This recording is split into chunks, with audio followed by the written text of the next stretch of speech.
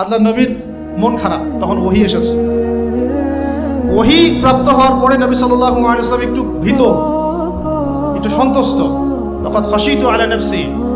বাংলাদেশে যত সিরাতের বই আছে না, তার 80% সিরাতের বই আপনি পাবেন। ওই সময় নবী সাল্লাল্লাহু আলাইহি ওয়াসাল্লাম এতটা ভীত সন্তুষ্ট হয়ে গিয়েছিলেন, কয়েকবার তিনি চিন্তা করেছেন যে আমি পাহাড়ের উপর উঠে নিজেকে শেষ করে ফেলবো। এটা নিয়ে তো বিশাল ইস্যু সৃষ্টি করে ফেলছে বাংলাদেশে। হ্যাঁ, আর রাহিকুল মাকতুম বলেন, আর যে কোনো বড় বড় সিরাতের গ্রন্থ বলেন, এটা যদি লেখা না থাকছে আমি বক্তব্য দাও ছেড়ে দিব। বাসায় গিয়ে দেখেন, চেক করেন, রাইটাররা লিখেছেন। এটা আমাদের কথা না। কয়েকবার তিনি পাহাড়ের উপর উঠে চিন্তা করেছেন যে আমি যা দেখলাম, ফেরেশতা এসেছে আমাকে জড়িয়ে ধরেছে, আমাকে বলছে পড়ুন, আসলে ব্যাপারটা কি, আমি কি মানে সঠিক আছি না ভুল হচ্ছে। মানসিক একটা পেরেশানির মধ্যে তিনি ছিলেন। কয়েকবার নিজেকে শেষ করে ফেলার চেষ্টা করেছেন। যখনই তিনি উঠেছেন, তখনই জিবরাইল আলাইহিস সালাম সামনে এসেছেন। ইয়া মুহাম্মদ, আপনি পাগল নন, আনতা রাসূলুল্লাহ ওয়া আনা জিবরিল। হে মুহাম্মদ, আপনি পাগল নন, আপনি হচ্ছেন আল্লাহর মনোনীত রাসূল, আর আমি জিবরাইল। আপনি বিচলিত হবেন না। আরো একদিন আবার জিবরাইল আলাইহিস সালাম হাজির। এভাবে হতে হতে তিনি আশ্বস্ত হলেন যে হ্যাঁ, আসলে যা হচ্ছে সব সঠিক। এটা কি একটা বড় ঘটনা না? এরপরে তিনি বাসায় আছেন, বেশ কয়েকদিন ওহী আসা বন্ধ আছে। আল্লাহ পাক প্রস্তুত করছেন তাকে, কারণ ব্যাক টু ব্যাক ওহী আসতে থাকলে এটা একটা ওয়েট আছে, নেয়ার মতো ক্ষমতাকে তৈরি হতে হয়। তো দ্বিতীয় ওহীটা আসছে, এটা আমি একটু আলোচনায় টাচ করে সামনে যাব। তিনি কম্বল দিয়ে ঘুমিয়ে আছেন, আল্লাহ পাক ওহী পাঠালেন। যখন ওহী পাঠাচ্ছেন, খাদিজা রাদিয়াল্লাহু আনহা দেখছেন যে নবী সাল্লাল্লাহু আলাইহি ওয়াসাল্লাম একটু অস্বাভাবিক আচরণ করছেন। তিনি বলছেন, আপনি শুয়ে পড়েন, রেস্ট নেন। নবীজি বলছেন, আমার এখন রেস্ট নেওয়ার সময় নাই। আল্লাহ পাক আমাকে বলেছেন, ইয়া আইয়ুহাল মুদ্দাসসির, হে কম্বল আবৃত রাসূল, কুম, উঠে দাঁড়ান, ফানজির, মানুষকে সতর্ক করেন। তো কুম ফানজির অর্থ মানে এই না যে বিছানা থেকে উঠে মাটিতে দাঁড়ান।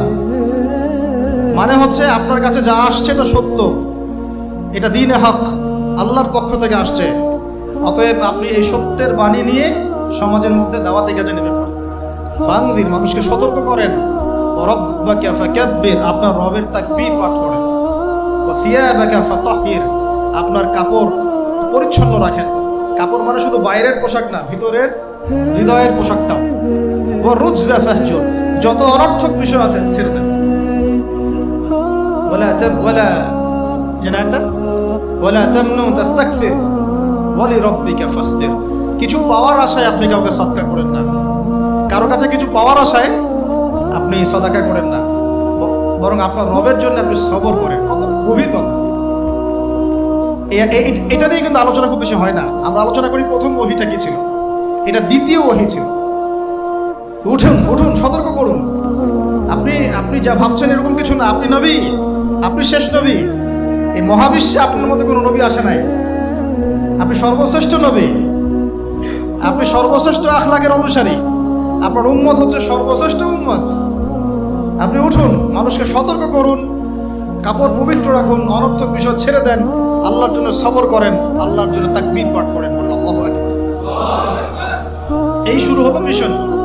এই মিশন শুরু হওয়ার পরে 13 বছর, কয় বছর ভাই? 13 বছর মক্কায় তিনি প্রথম 3 বছর গোপন দাওয়াত দিয়েছেন, তারপরে প্রকাশ্য দাওয়াত দেওয়া শুরু করেছেন। এই প্রকাশ্য দাওয়াত যখনই দেওয়া শুরু করেছেন, ব্যাস সমাজে কনফ্লিক্ট লেগে গেল, হক আর বাতিলের লড়াই। তিনি যাদেরকে নিয়ে দাওয়াত দিচ্ছেন, আবু বকর সিদ্দিক, উসমান বিন আফফান, আব্দুর রহমান বিন আউফ, তালহা বিন উবাইদুল্লাহ, সাদ ইবনে আবি ওয়াক্কাস, বেলাল ইবনে রাবাহ, আব্দুল্লাহ বিন মাসউদ, এরকম সাহাবী 40 জন বা 80 জন। আর নিজের ঘরে আছে স্ত্রী আলী ইবনে আবি তালেব, যায়েদ ইবনে হারেসা, জাফর বিন আবি তালেব। আর এই দাওয়াত যখন চলতে লাগলো, সমাজের মানুষ প্রকাশ্য রূপ যখন ধারণ করলো, এই পক্ষে আছে আবু জেহেল, আবু লাহাব, উতবা, শাইবা, রাবিআ, আশরাক বিন শারিক, এরকম কিছু মানুষ। ঠিক আছে, এমন কনফ্লিক্ট যে এটা কিছুতেই মিউচুয়াল হচ্ছে না, কিছুতেই হচ্ছে না। সিরাত পড়তে হবে আপনাদেরকে, একটা লেকচারে সবকিছু তো বলা যাবেই না। সময় আমাদেরকে অ্যালাউ করবে না, পাশাপাশি আমারও এনার্জি কুলাবে না। ঠিক আছে, এমন কোনো কষ্ট নাই যা তাকে দেয়া হয়নি, সাহাবীদেরকে দেয়া হয়নি। অর্থনৈতিক বয়কট, উত্তরাধিকার থেকে বঞ্চিত করা, বাড়ির থেকে পিটিয়ে বের করে দেয়া, উল্টা ঝুলায় লটকায় রাখা আমাদের রিমান্ডগুলোর মতো, শারীরিক নির্যাতন, মানসিক কষ্ট তো আছে, এটা তো মানসিক কষ্ট তো আছেই, বলার তো আর অপেক্ষা রাখে না। তারপরে কেউ বেচাকেনা করবে না, চলাফেরা করবে না, সামাজিক বয়কট, রাস্তা দিয়ে গেলে মানুষ টিটকারি মারে যে পাগল যাচ্ছে, এই যে জাদুঘর যাচ্ছে। ব্যাপারটা বোঝার চেষ্টা করেন, মানে এমন কোনো নির্যাতন নাই যা করা হয় নাই। আমি ক্ষুদ্র জ্ঞানে দেখেছি প্রায় 14 বা 15 বার আল্লাহ নবী সাল্লাল্লাহু আলাইহি ওয়াসাল্লামকে হত্যা করার চেষ্টা করা হয়েছে। প্রায় 14-15 বার তাকে হত্যা করার চেষ্টা করা হয়েছে, আর তাকে সারা জীবনে প্রায় এরকম 15-16টা গালি খেতে হয়েছে। সারা জীবনে কাকে খেতে হয়েছে? যে মানুষের আগেও কোনো গুনাহ নাই, পরেও কোনো গুনাহ নাই, যিনি সব কষ্ট করছেন শুধু উম্মতের জন্য। কারণ তিনি তো মাকামে মাহমুদে যাবেন, জান্নাতুল ফিরদাউসুল আলায় যাবেন। তার কি নিজের জন্য এই কাজগুলো করা? 13টা বছর যখন মক্কায় এভাবে নির্যাতিত হতে হলো, এই যে বলা হচ্ছে সাহাবীদেরকে গলায় দড়ি দিয়ে রাস্তায় হেঁচড়ে নিয়ে আসা হয়েছে, উত্তপ্ত বালুর মধ্যে শুয়ে উপরে পাথর চাপা দেওয়া হয়েছে, আগুনের কয়লা জ্বালিয়ে দেওয়া হয়েছে, উপরে শুয়ে দেওয়া হয়েছে, গায়ের চামড়া এবং গোশত, চর্বি এগুলো গলে গলে কয়লা নিভে গেছে। আমরা কি একটু ইমাজিন করতে পারি কিনা? আপনারা তো ফেসবুকে ঢুকলে গাজার চিত্রগুলো দেখছেন, বাচ্চাকে নিয়ে দৌড়াচ্ছে, বোনদের অবস্থা, ভাইদের অবস্থা।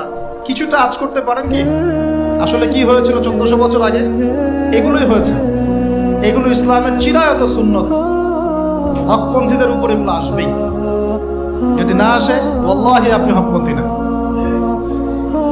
ওয়াল্লাহি আপনি হকপন্থী না। আপনি প্রোটেস্ট্যান্ট ভার্সন অফ ইসলামে আছেন অথবা মডারেট ইসলামে আছেন, এটাও ঠিক ওটাও ঠিক, আমি মাঝামাঝি থাকবো। আমি এটা ফখর করে বলছি না।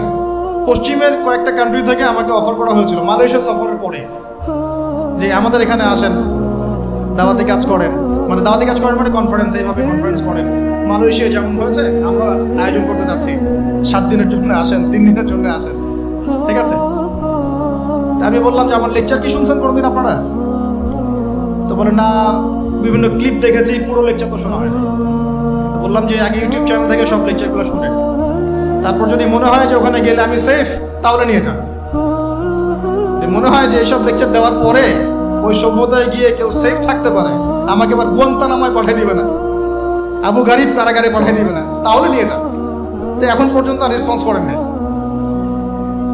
তো মডারেট ইসলামের সুযোগ নাই ইসলামে। ইসলাম ইসলামী।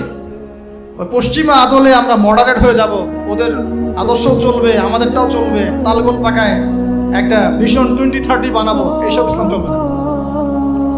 বুঝতে পারছেন না কথা? ইসলাম চির প্রাচীন, চির নতুন, চির আধুনিক, এর কোনো ব্যতিক্রম ব্যত্যয় নাই। ওর মূলনীতির কোনো পরিবর্তন হবে না, ওর মূলনীতির জায়গায় থাকবে। কিন্তু হয়তো প্রযুক্তিগত উন্নয়ন হতে পারে, শাখা প্রশাখাগত কিছু পুরোই পার্থক্য আসতে পারে, কিন্তু আসলে কোনো পার্থক্য আসবে।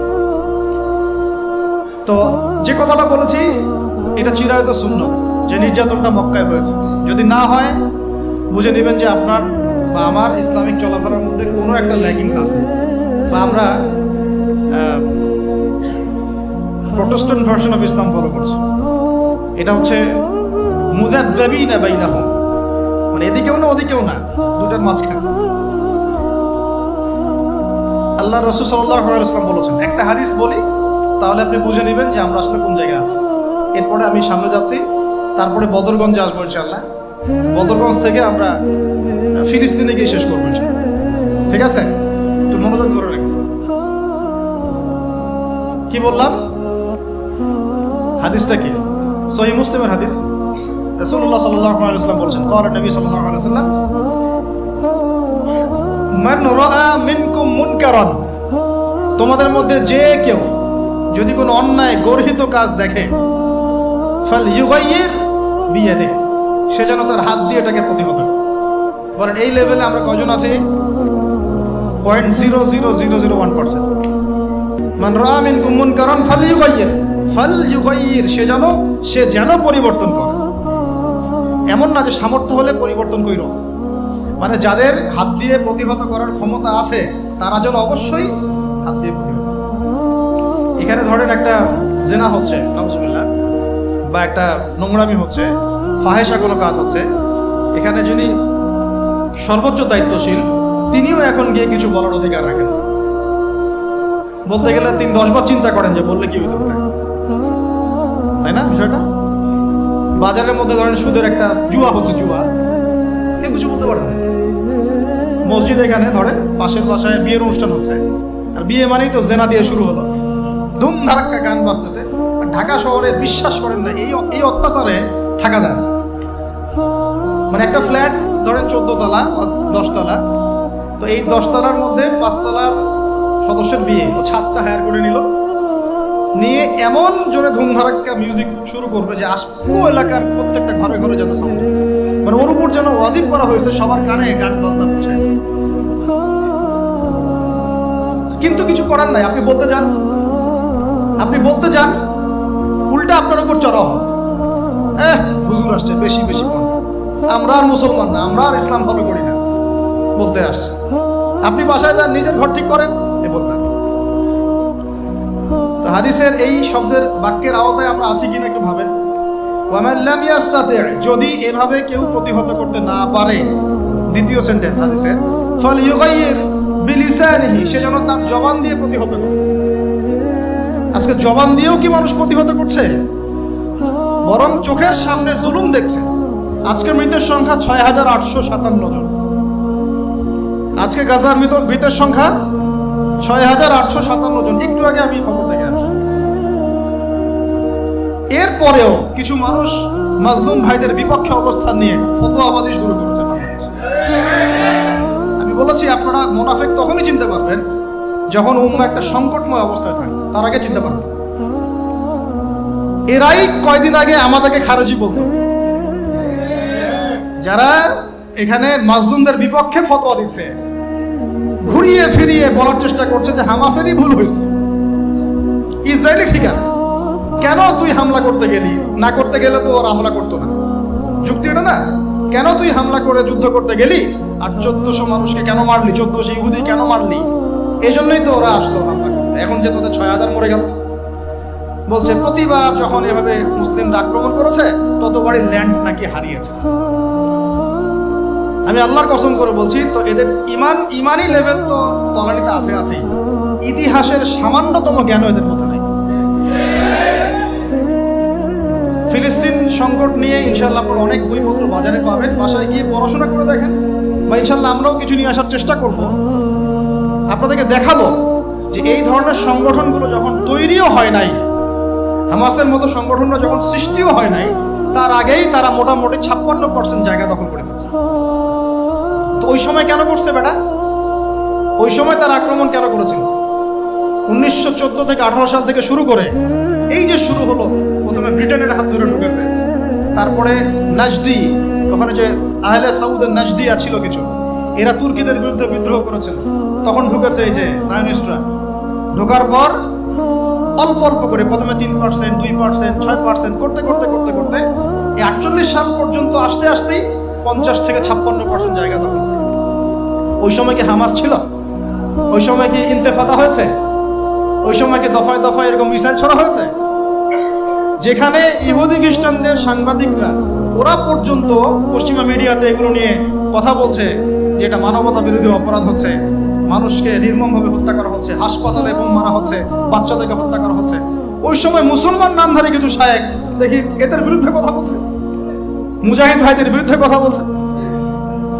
তাহলে ওই যে বললাম তুই আসা দোস্ত তো দুশ্মন কি আসা, তো এই ব্যক্তির কাছে আমাকে আকীদা শিখতে হবে। আকীদা শেখার আর কেউ নাই বাংলার মাটিতে, এই পুরো উপমহাদেশে আকীদার দার্স দেওয়ার আর কেউ নাই। তারা যখন এখানে ছিল না, তাদের চেহারা যখন মানুষ দেখে নাই, তখন মানুষ আকীদা শেখে নাই। ব্রিটিশ আমলে আমাদের বাপদাদাদের আকীদা ঠিক ছিল না। এখন এই মুনাফিকি মানহাজটাকে বলা হচ্ছে সহিহ মানহাজ। আর যারা মুজাহিদ, যারা হকের পক্ষে, তাদেরকে বলা হচ্ছে এরা খারেজি, এদের আকীদা ঠিক নাই, এরা সন্ত্রাসী, এরা অমুক, এরা তমুক। আল্লাহ পাকের কাছে এদেরকে কঠিন জবাব দিতে হবে। এটা আপনারা মনে রাখেন, কিয়ামতের মাঠে দেখে নিন, কিয়ামতের মাঠে দেখে নিন, জাহান্নাম উদ্বোধন হবে এক শ্রেণীর আলেম দিয়ে। জাহান্নাম কিন্তু উদ্বোধন হবে। এই হাদিসটা জানেন না আপনারা, ওলামায়ে কেরাম? আপনারা তো আমার চেয়ে অনেক ভালো জানেন। প্রথমে একজন শহীদ, কি করছো? জীবন দিয়ে দিছি, শহীদ হয়ে গেছে। ভুল, ক্যাদিব, মিথ্যা কথা বলছো। এই জন্য শহীদ হয়েছিলে যাতে মানুষ তোমাকে বড় বীর বলে। আমার জন্য তুমি জীবন দাও নাই, যাও জাহান্নামে। আরেকজন, কি করেছো? অনেক দান করেছি, মানুষ দানবীর বলে। আল্লাহ বলছেন যে মিথ্যা বলছো, মানুষ যেন দানবীর বলে এই জন্য দান করেছে। দান করার সময় সতর্ক থাকে, লোক দেখায় দান করে না। রিক্সাওয়ালা ভাইয়ের কাছ থেকে সদকা নেবে 10 টাকা। মুচি ভাই, তরকারিওয়ালা, ভ্যান চালক, এদের কাছ থেকে হালাল টাকা থেকে টাকা। ওই ব্যারাট মসজিদ থেকে দিন প্রচার হবে, আর হারাম টাকার এসি মসজিদ থেকে দিনের কোনো প্রচার হবে। বাংলাদেশে এসি মসজিদের অভাব নাকি? আমার কথা রাগ করতেছেন নাকি? বাংলাদেশে এমন অনেক মসজিদ আছে কোটি কোটি টাকার প্রজেক্ট, ঠিক শেষ জামানার হাদিসের মতো। নবীজি বলেছেন শেষ জামানায় কিছু মসজিদ হবে চাকচিক্যময়, একদম গর্জিয়াস, হেদায়েত উঠে যাবে। পরের লাইন হচ্ছে হেদায়েত উঠে যাবে, ওটা নাই? নামাজ শেষ, মসজিদ বন্ধ। মসজিদে খাদেমদের মাঝে মাঝে অস্থিরতা দেখলে মনে হয় যে বাসায় গিয়ে সুন্নতটা পড়ে, এখানে পড়ার দরকার নেই, বিরক্ত হচ্ছে মনে হয়। নামাজ শেষ হওয়ার পর তাড়াতাড়ি এসি বন্ধ করতেছে, লাইট অফ করতেছে, ফ্যান অফ করতেছে। ভাই তাড়াতাড়ি যান, তাড়াতাড়ি যান, বিল উঠতেছে। আল্লাহ আমাদেরকে বোঝার তৌফিক দান করুন। তো উম্মার ক্রান্তির লগ্নেই আপনি এগুলো চিনতে পারবেন, তাছাড়া পারবেন না। আল্লাহ নবী বলছেন, যদি তোমরা হাত দিয়ে প্রতিহত করতে না পারো, যেটা সামর্থ্য আপনার নাই, মুখ দিয়ে যেন প্রতিবাদ। এখন এই জায়গায় আমাদের ইমান দিকে আছে না নাই? এইসব ইস্যুতে যাদের লিখার ক্ষমতা আছে তাদের উপর লিখা ওয়াজিব, যাদের বলার ক্ষমতা আছে তাদের উপর বলা ওয়াজিব, যাদের আরো বড় কোনো সহায়তা পাঠানোর সুযোগ আছে না, এটা পাঠানো তাদের জন্য ওয়াজিব। যাদের রাষ্ট্রীয়ভাবে কিছু করার ক্ষমতা আছে ওইটা করা তার উপর ওয়াজিব। আর যার এসব কোনো কিছুই করার ক্ষমতা নাই তার উপর দোয়া করা ওয়াজিব। আমাদের কি দোয়া করার ক্ষমতা নাই? আল্লাহ পাক শুনবেন না আমাদের দোয়া? এখন আসেন, ফাইল্লাম ইয়াস্তাতি, যদি তোমরা এটাও সক্ষম না, আরে বাবা মুখে কথা বলারও সুযোগ নাই, মুখে বললেও সমস্যা, অবস্থা খারাপ, গর্দান থাকবে না। আবু হুরায়রা রাদিয়াল্লাহু আনহু বলেছিলেন একটা কথা, যে আমি এমন অনেক ইলম জানি যেগুলো যদি আমি এখন বলা শুরু করি আমার গর্দান থাকবে না। সে একই কথা আমাদেরকেও মাঝে মাঝে ইশারা ইঙ্গিতে বলতে হয়। যতটুকু বলছি এতে বুঝে নেন, এর চেয়ে বেশি বলতে গেলে আমাদের গর্দান নাও থাকতে পারে। আর আমি ইসরায়েলের হিস্ট্রি পড়েছি, ওর পুরো হিস্ট্রি মোটামুটি আমি পড়েছি, আর এই লাস্ট এই পুরো 1 মাসে আরো বেশি করে পড়েছি। যারাই তাদের এগেনস্টে দাঁড়িয়েছে কথা দিয়ে, কলম দিয়ে, বিভিন্নভাবে, এরা তাদেরকে গুপ্ত হত্যা করেছে। যে ব্রিটেনের হাত ধরে সে এই ক্ষমতা পেয়েছে 1914-1918 দিকে, ওই ব্রিটেন 1933 সালের দিকে ওর বিরুদ্ধে চলে যাচ্ছিল, ফিলিস্তিনিদের পক্ষে চলে আসছিল, তখন ওই ব্রিটেনের অনেকগুলো নেতাকে মেরে ফেলছে। এরা এই জাতি, এরা কোন জাতি? আপনাকে একটা আমি এক্সাম্পল দিয়ে বোঝাই, হত্যা করা জাতি। কাদেরকে বলেন? আমি কি মিথ্যা বলছি? কোরআনে যদি এটা না থাকতো তাহলে আপনি বলতেন যে আমি মিথ্যা বলছি। এটা আমি বলি নাই, আল্লাহ পাক বলেছেন পবিত্র কোরআনে, তোমরা নবীদেরকে হত্যা করেছো। সুবহানাল্লাহ। আর এরা আমাদের নবী মুহাম্মদ সাল্লাল্লাহু আলাইহি ওয়াসাল্লামকেও 2 বার হত্যা করার চেষ্টা করেছে। একবার বনু নাজির যুদ্ধের আগে, আর একবার খায়বার যুদ্ধের সময়। ওটা শেষ করবো আমি ওইদিকে এসে। তো ভাই, আমরা যারা মুখ দিয়ে বলতে পারবো না তাদের ফাইল্লাম ইয়াস্তাতি ফাবি কলবিহি, তাহলে যেন অন্তর থেকে ঘৃণা করে। এখন আপনি বলেন এই হাদিসের আওতায় আমাদের ঈমান টিকে আছে না নাই? অ্যাটলিস্ট মন থেকেও কি ঘৃণা করে? সাধারণ মানুষ মন থেকে অন্তত ঘৃণা করে। আর যদি ওয়াযালিকা আদআফু মিনাল ঈমান, মানে এটা হচ্ছে ঈমানের সবচেয়ে নিচু লেভেল, তার মানে যার মন থেকেও ঘৃণা আসছে না, ঈমানের সাথে কোনো সম্পর্ক নেই। সোজা কথা। তো এখন আমাকে বলেন, যারা চোখের সামনে এই জুলুম, নির্যাতন, অন্যায়, বছরের পর বছর দেখে আসতেছে, তার উপরে মাজলুমদের পক্ষ না নিয়ে জালেমদের পক্ষে ফতোয়াবাজি করতেছে। ইমানের কোন লেভেলে তারা আছে? তাদের কাছে আমাদেরকে দিন শিখতে হবে, ওখানে আকীদার দার্স দিতে হবে, ওখানে আমাদেরকে সহি শিখতে হবে, সহিটা শিখতে হবে। আর সমস্ত উলামায়ে কেরাম মরে গেছে সারা ওয়ার্ল্ড থেকে। আল্লাহর ওয়াস্তে নিজের আকীদা, নিজের আমল নামার ফিকির করেন। কেউ কাউকে বাঁচাবে না কালকে আমাদের মাঠে।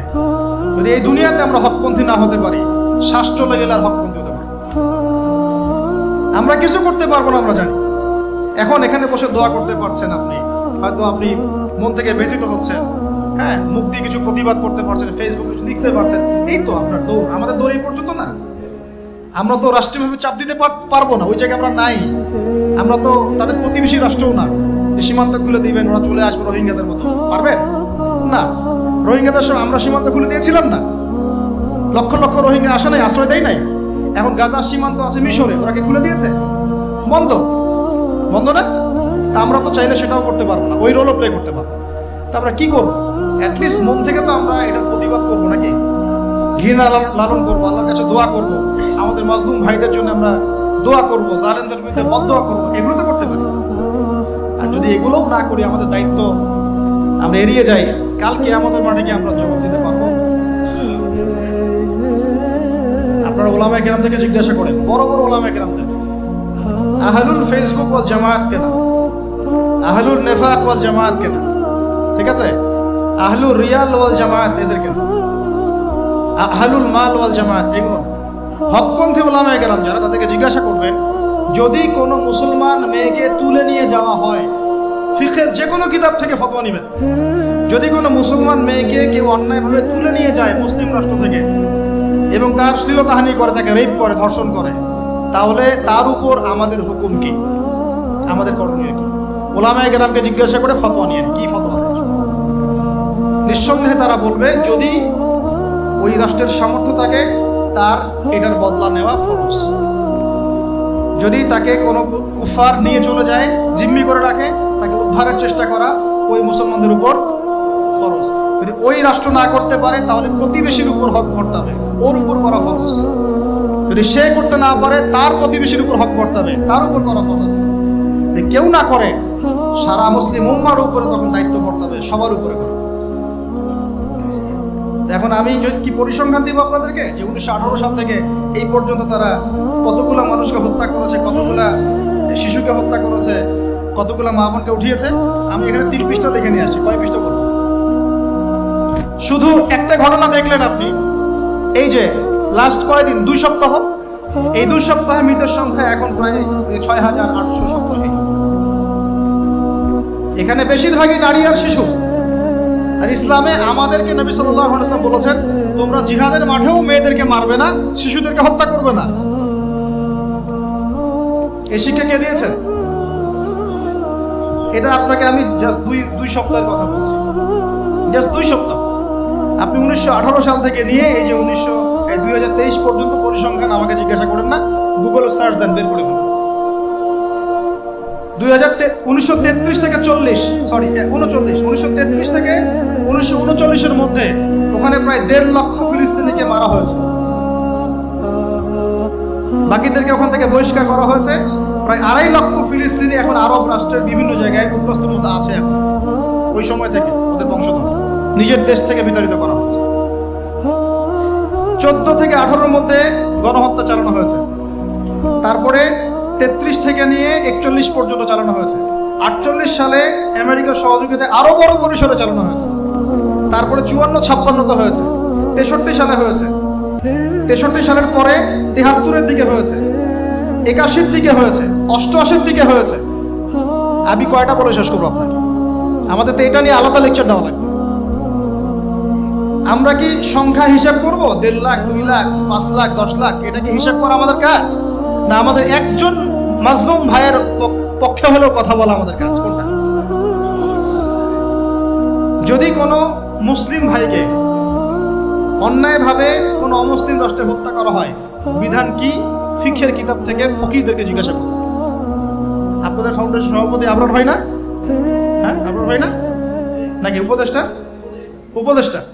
আবরার ভাইদেরকে জিজ্ঞাসা করেন যে ভাইয়া আসলে এখানে ফতোয়া কি, দেখবেন তারা কি বলে। ফতোয়া নেন না আপনি, আমি ফতোয়া দিই না, কখনো না, বিকজ আমি মুফতি না, কিন্তু আমার জানা আছে ফতোয়াটা কি।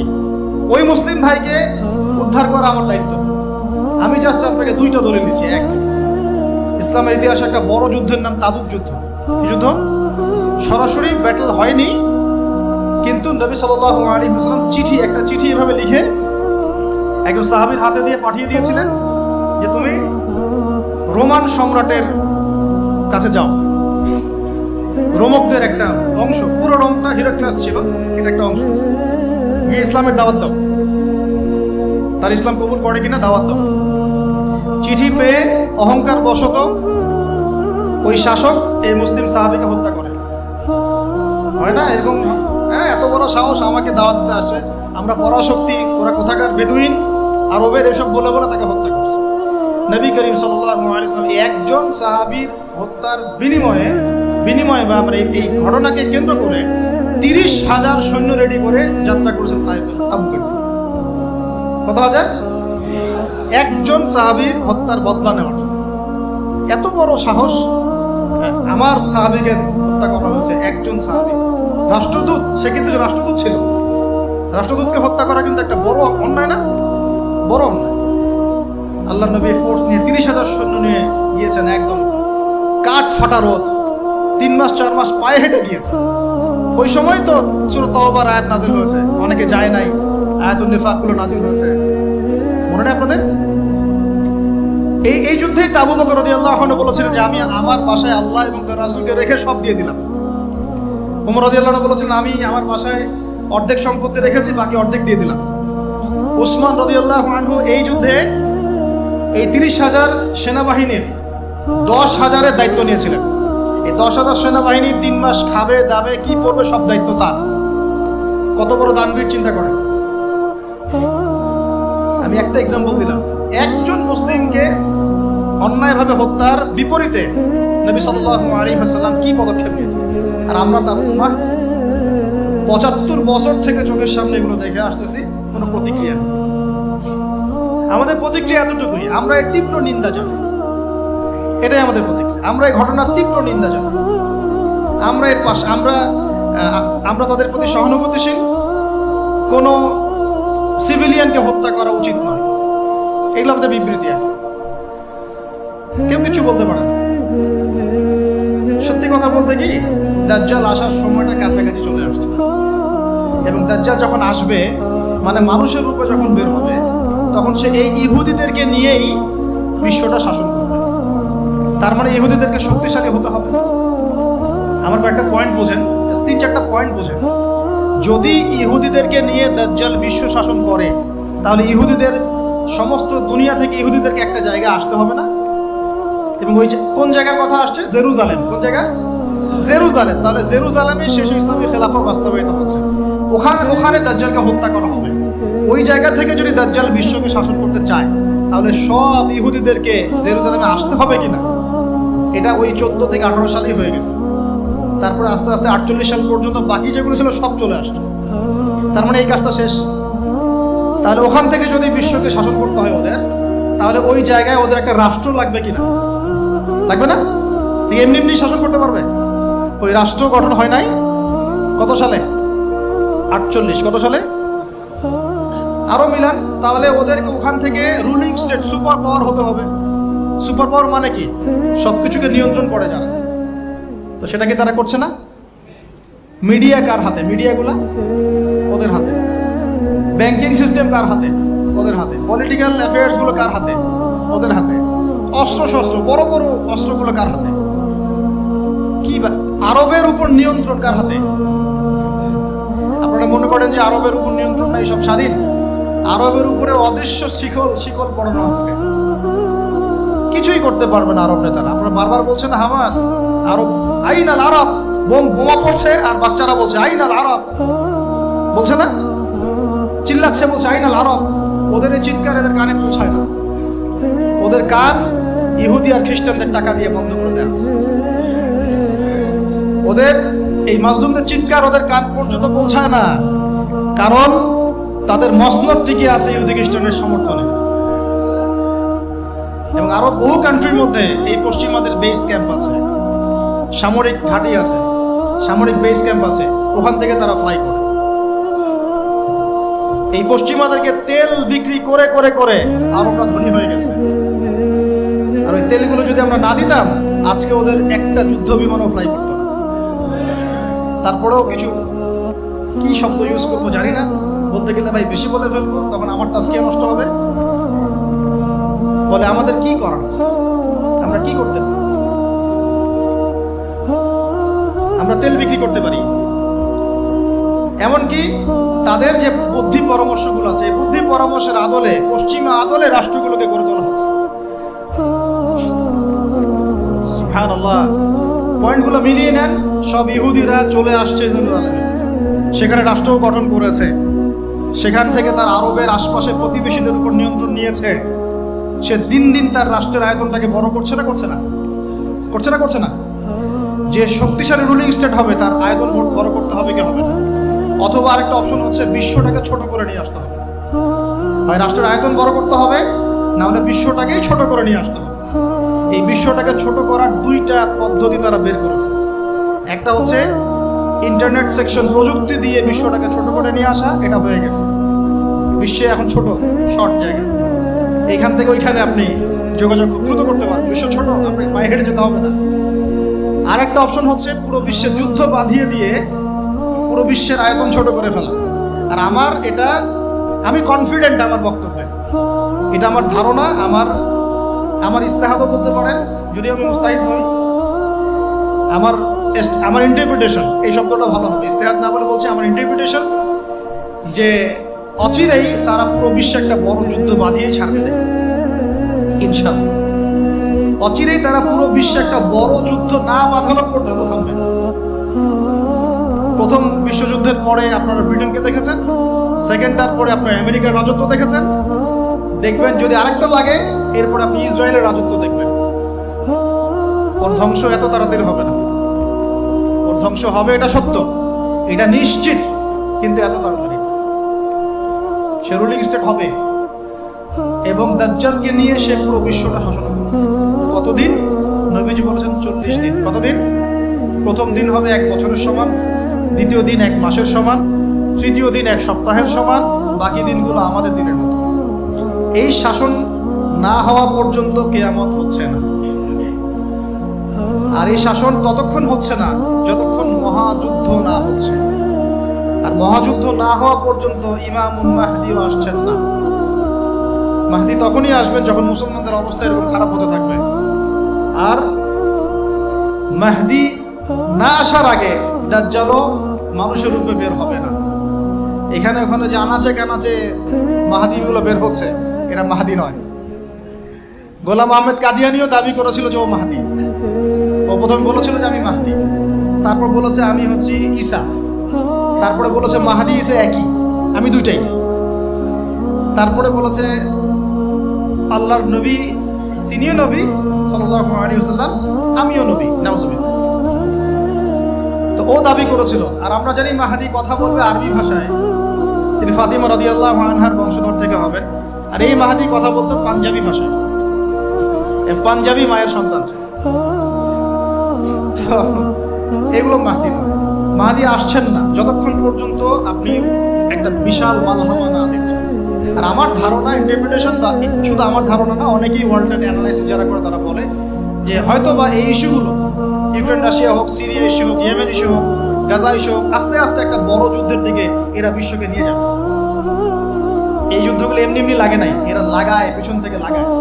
ওদের স্বার্থ কি? অস্ত্র বাণিজ্য। কি বাণিজ্য? অস্ত্র বাণিজ্য। ওরা যুদ্ধ বাঁধিয়ে রাখবে, জিয়ে রাখবে, যাতে করে অস্ত্র ব্যবসা করা যায়। অনেক সময় মুসলমান দুই দেশের মধ্যে যুদ্ধ লাগায় দেয়, দিয়ে অস্ত্রের বাণিজ্য করে। এগুলো কি মিথ্যা কথা বলছি না সত্য কথা বলছি? সরাসরি বলছি ভাই, কিছু করার নাই। এখন সরাসরি না বললে তো দেরি হয়ে যাবে। এখন জানা উচিত আপনাদের বিষয়টা। তো আমাদের ইন্টারপ্রিটেশন যে এটা হয়তোবা চলে আসতে পারে, চলে আসলে পরে বিশ্বের অবস্থা কি হবে সেটা ভাবতে হবে আমাদের। এক করোনা ভাইরাসে বিশ্বের যে অবস্থা হয়েছে, আর আমি বলে দিই করোনা ভাইরাস কোনো মহামারী ছিল না। এটা কোনো মহামারী না। এরকম হয় না মহামারী। মহামারী মানে একটা এলাকার র্যাপিডলি মরে ধুয়ে সাফ হয়ে যাবে, এটাকে বলা হয় মহামারী। আপনার জ্বর হয়, আমার হয় না, আপনি মরেন, আমি মরি না, আপনার বেশি ইফেক্ট হয়, আমার হয় না, এমন মহামারী সার্কাস মহামারী হয় না। এগুলো কোনো প্যান্ডামিক না, ওগুলো বোঝায় মানুষকে।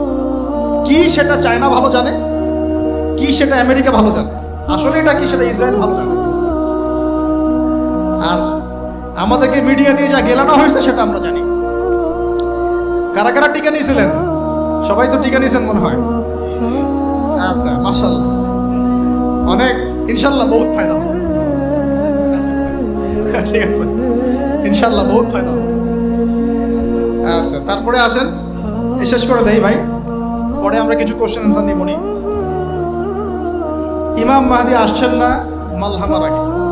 ইমাম মাহদি না আসলে দাজ্জাল বের হচ্ছেন না মানুষের রূপে। আর দাজ্জাল বের হওয়ার পরেই সে জিউসদেরকে নিয়ে বিশ্ব শাসন করবে। আমাকে একটা খালি প্রশ্নের উত্তর দেন দেখি, কি বুঝলেন? দাজ্জাল কি একা একা ওয়ার্ল্ডটাকে শাসন করবে? যে আমি বের হইলাম, এই সবাই আমার আনুগত্য করে, এমন হবে বিষয়? এমন হয় কখনো?